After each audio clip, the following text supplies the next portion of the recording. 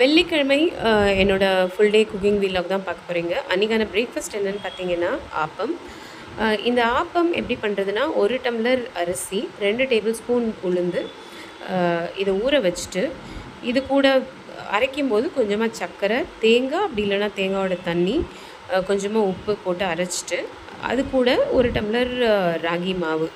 அப்படி இல்லைன்னா நீங்கள் ராகி முழு தானிய மாவும் அரிசியோடு ஊற வச்சு அரைச்சி பண்ணலாம். நான் ராகி மாவு அரைச்சதுக்கப்புறம், அரிசி அரைச்சதுக்கப்புறம் அது கூட சேர்த்துட்டு கலந்துட்டு புளிக்க வச்சு, ஓவர் நைட் புளிக்க வச்சு வச்சாச்சு. சூப்பராக அப்பம் வரும். ஈனோ, ஈஸ்ட்டு அதெல்லாம் எதுவும் போட வேணாம்.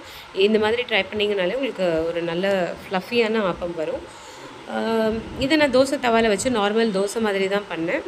அப்பம் மாதிரி ரவுண்டாக பண்ணல. That doesn't matter, taste matters. So taste சூப்பராக இருந்துச்சு. இது கூட காம்பினேஷன் கடலைக்கறி. கடலையை நல்லா ஓவர் நைட்டே ஊற வச்சுட்டு அது மறுநாள் வேக வச்சு அது கூட கொஞ்சம் மசாலா அரைச்சி கேரளா ஸ்டைலில் ஒரு கிரேவி. இது ப்ரோட்டீன் ரிச்சான்னு கேட்டிங்கன்னா, கடலை இருக்குது. டெஃபினட்டாக 1 கப் கடலை is good enough protein. But இருந்தாலும் கூட to enhance the protein value ஒரு யோகட் வச்சு அன்றைக்கான பிரேக்ஃபாஸ்ட் சாப்பிட்டோம். ப்ரோட்டீன் ஒரு 10 to 12 gram should have been from this breakfast அப்படின்னு நினைக்கிறேன். உங்களுக்கு அதில் ஏதாவது டிஃப்ரென்ஸ் ஆஃப் ஒப்பீனியன் எதுனா காமெண்ட் செக்ஷனில் எனக்கு சொல்லுங்கள். இது வந்து ஹெர்பல் டீ, ஹைபிஸ்கஸ் டீ. ஒரு around 11 o'clock I'll have some herbal tea. மதியானம் லஞ்சுக்கு கடி, கத்திரிக்காய் வதக்கல், நெல்லிக்காய் ரசம், அப்புறம் கொஞ்சமாக கடலைக்கறி, ரைஸ், ஊறுகாய். இதுதான் அன்றைக்கான ப்ரோட்டீன் ரிச் லஞ்ச்.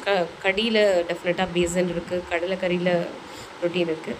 இது பேபி பொட்டேட்டோஸ் நல்லா பாயில் பண்ணிவிட்டு அது மேலே சீஸு, இட்டாலியன் சீசனிங் ஸ்ப்ரிங்கிள் பண்ணி கொஞ்சமாக தவாவில் சூடு பண்ணி கொடுத்தேன். சூப்பராக இருந்துச்சு. இதுதான்